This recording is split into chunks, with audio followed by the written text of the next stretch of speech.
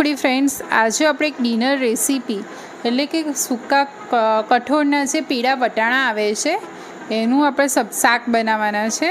એના માટે મેં એક તેલ લીધું છે. તેલ સરસ ગરમ થઈ ગયું એટલે મેં લવિંગ, તજ, તમાલપત્ર, સૂકું વઘારનું મરચું, જીરું, આદું અને મરચાંની પેસ્ટ, લસણ બધું નાખીને સરસ સાંતળી લીધું છે તેલમાં.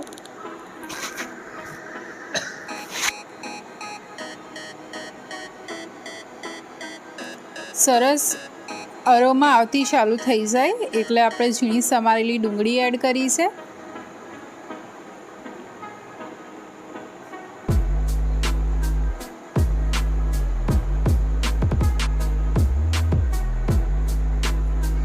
ડુંગળી સરસ સંતળાઈ જાય આપણે ડુંગળીને પિંક થાય ત્યાં સુધી સાંતળવાની છે કે જેથી ડુંગળીની કચાશ ના રહે તમારા સબ્જીમાં. ત્યાં સુધી આપણે એને સરસ સાંતળવાની છે.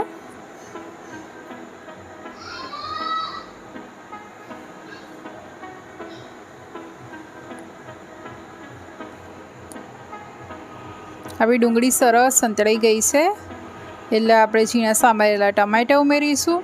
એને બી સરસ સાંતળી લઈશું.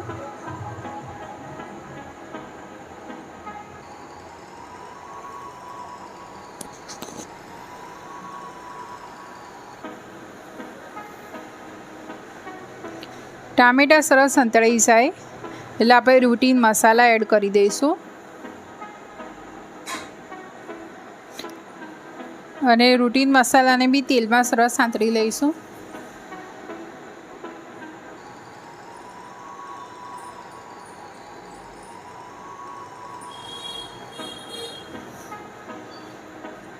આપણા મસાલા તેલમાં સરસ સંતળાઈ જાય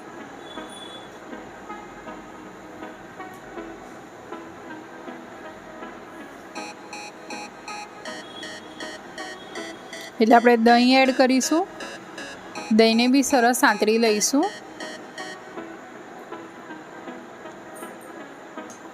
દહીંમાંથી આપણે તેલ છૂટે ત્યાં સુધી એને સાંતળવાનું છે.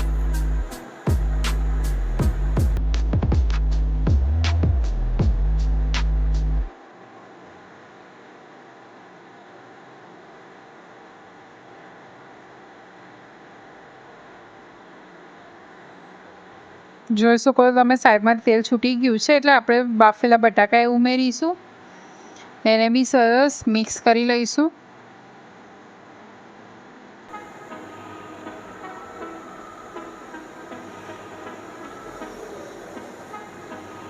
હવે આપણે બાફેલા વટાણા ઉમેરવાના છે.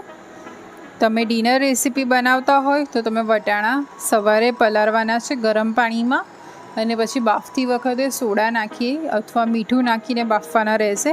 જો તમે લંચ માટે બનાવતા હોય તો આગલે દિવસ રાત્રે તમારે વટાણા પલાળવાના રહેશે અને એક રસ વટાણા થાય ત્યાં સુધી આપણે એને કૂક કરવાના રહેશે. હવે આપણે આ શાકને સરસ રીતે ઉકળવા દઈશું.